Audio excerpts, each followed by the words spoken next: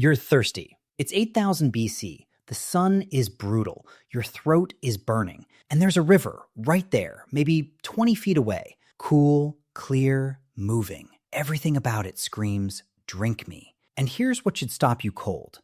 Doing that, the most natural, obvious animal thing in the world, could kill you. Not might, did. All the time. Because that pretty, clear water, it's probably loaded with cholera or dysentery or a parasite whose entire life mission is to turn your guts into a battlefield. And you have no idea. No germ theory, no microscope, nothing. You just know that sometimes people drink from the river and they're fine. And sometimes they drink from the river and 3 days later, they're dead. So here's the question this whole video is built around. If drinking plain water was basically a coin flip with your life, how did our ancestors survive? How did they get through a single day without the one thing biology says you literally can't live without? And the answer? It's one of the wildest, most undertold stories in human history. Because for huge chunks of the past, most humans barely drank water at all. They drank something else. And real quick, if you're into weird history stuff like this, hit that subscribe button and drop a like. It genuinely helps me make more of these. Cool? Cool. Let's keep going. Here's the thing nobody tells you about fresh water. To an animal, water is data. You smell it, you look at it, you taste it, but you can't see bacteria. You can't see a virus. You can't see a parasite egg floating in a glass that looks totally clean. A stream that killed your cousin last week looks exactly the same as the stream that felt refreshing this morning. There's no signal. It's invisible, silent, everywhere. And it got way worse the moment humans started living together. Think about it. One family wandering the land can drink from a spring, walk away, and never see their own waste again. But the second you build a village, 100 people, then 1,000, all going to the bathroom near the same water they drink from, you've built a machine for spreading disease. Fancy name for it? The fecal-oral route. Yeah, it's exactly as gross as it sounds. So agriculture, the thing we credit with building civilization, came with a nasty side effect. It packed people around water and turned that water into shared soup. Waterborne disease wasn't a small problem in the ancient world. It was one of the top reasons people died young. Let that sink in. The thing your body needs every single day to live was also one of the most reliable ways to die. So what did they do? They cheated. The first great cheat, the one that changed everything, was fermentation. And honestly, fermentation is one of the most beautiful hacks in human history. And almost nobody appreciates what's actually happening. When you take grain or fruit or honey and let yeast go to work on the sugars, you get alcohol. And alcohol is mildly antiseptic. But that's not even the main trick. The main trick is this. To ferment something well, you often have to boil it or create an environment so acidic and boozy that the nasty pathogens just can't survive.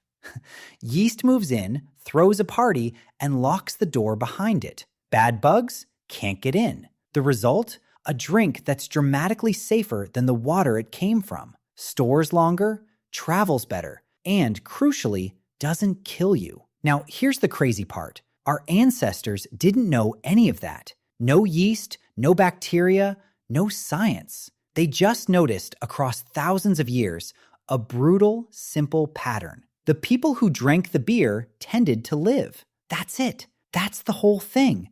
And when I say this is old, I need you to understand how old. In 2018, a team led by Stanford archaeologist Li Lu found something at a site called Raqefet Cave in modern-day Israel. Stone mortars used by hunter-gatherers, not farmers, with residues of what looks like brewed, fermented grain, wheat and barley beer, roughly 13,000 years old. Read that again, 13,000 years. That's potentially older than agriculture itself, which raises a wild possibility archaeologists actually argue about today. What if we didn't invent farming to make bread? What if, at least partly, we invented farming to make beer? And it wasn't just the Middle East. This is the part that gets me. In China, biomolecular archaeologist Patrick McGovern found evidence at a Neolithic site called jiahu, a fermented drink made from rice, honey, and fruit around 9,000 years old. The Americas? Chicha, made from corn. Africa? Sorghum and millet beers. Mexico? Pulque, from the agave plant. Europe? Mead, honey, water, thyme. Everywhere humans lived, they found something to ferment. It's like a law of nature. Give humans sugar, water, and a little patience, and they'll figure out how to make it drinkable. But hold on, here's a question you should be asking. Alcohol is a poison. Ethanol is literally toxic. It wrecks tissue, kills most animals that consume too much. So why can we drink this stuff at all? And this is where the story stops being about humans and becomes about something way older. Rewind about 10 million years. A warm forest, long before anything you'd call a person existed. There's an ape here, the common ancestor of humans, chimps, and gorillas. And this ape has a problem, or maybe an opportunity. Ripe fruit falls off trees. It sits on the forest floor. Wild yeasts drift in. The fruit ferments. It's basically nature's first beer, brewing itself on the ground. For most animals, that fermented fruit is a dead end, can't process it, makes them sick or worse. But in 2015, biologist Matthew Kerrigan published a study in the Proceedings of the National Academy of Sciences. He traced a single genetic mutation in an enzyme called ADH4 that happened around 10 million years ago in our common ancestor. One tiny change. And that change made the enzyme roughly 40 times better at breaking down alcohol. 40 times. Picture the scene. There's a drought. Food is scarce. Up in the trees? Nothing. But down on the ground, piles of fermenting, boozy fruit that no other animal can safely eat. Our ancestor, with the upgraded enzyme, walks right up, eats it, digests it, survives. That's not a party trick. That's survival. It's called the Drunken Monkey Hypothesis, and it means our ability to drink the beer that later saved us from cholera, we inherited it from an ape snacking on rotten fruit 10 million years ago. Biology and technology clicking together like two halves of the same key. But alcohol wasn't the only escape route. Kids needed something. Some cultures skipped booze entirely. So what did they do? They used heat. Boiling kills pathogens. We know that now. Ancient people didn't know why. They just noticed it worked. The most famous example? Tea. In China, tea drinking goes back thousands of years.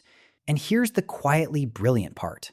To make tea, you have to boil the water. You're sterilizing your drink, and you don't even realize it. You think you're enjoying a warm, bitter beverage, and you are, but you're also invisibly killing everything in that water that could kill you. It's preventive medicine, disguised as a hobby. Broths, soups, herbal infusions. Anywhere you see a culture that habitually heats its water, you're looking at a society that stumbled, blind, onto one of the greatest public health interventions in history. Now, I gotta be real with you, because this is where a lot of internet history gets it wrong. You've probably heard that medieval Europeans never drank water, that they only drank beer and wine. Great story. Total exaggeration. Historians who actually study the period will tell you medieval people drank plenty of water, from springs and wells they trusted. They knew some water was clean and some was foul, even without the science. They just sensibly used other drinks when they weren't sure. Myths are for other channels. The honest version is more interesting anyway. For huge stretches of history, plain water was a real constant danger. And humanity built, layer by layer, an entire toolkit to get around it. Ferment it, boil it, acidify it. Beer, wine, mead, cider, tea, broth, kombucha. 1,000 cultures, 1,000 recipes, all quietly solving the same invisible problem. And they did it completely in the dark. Nobody in Raqefet Cave had heard of E. coli. Nobody drinking tea in ancient China knew what a pathogen was. They were running the longest, largest experiment in human history.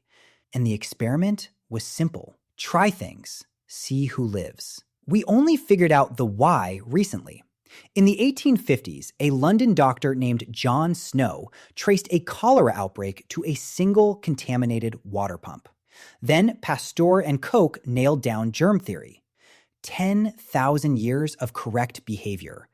Only about 170 years of knowing why. So next time you turn on a tap and clean, safe water just comes out, feel how weird that is, how new. For almost all of human existence, that was a luxury nobody had. Your ancestors drank beer for breakfast.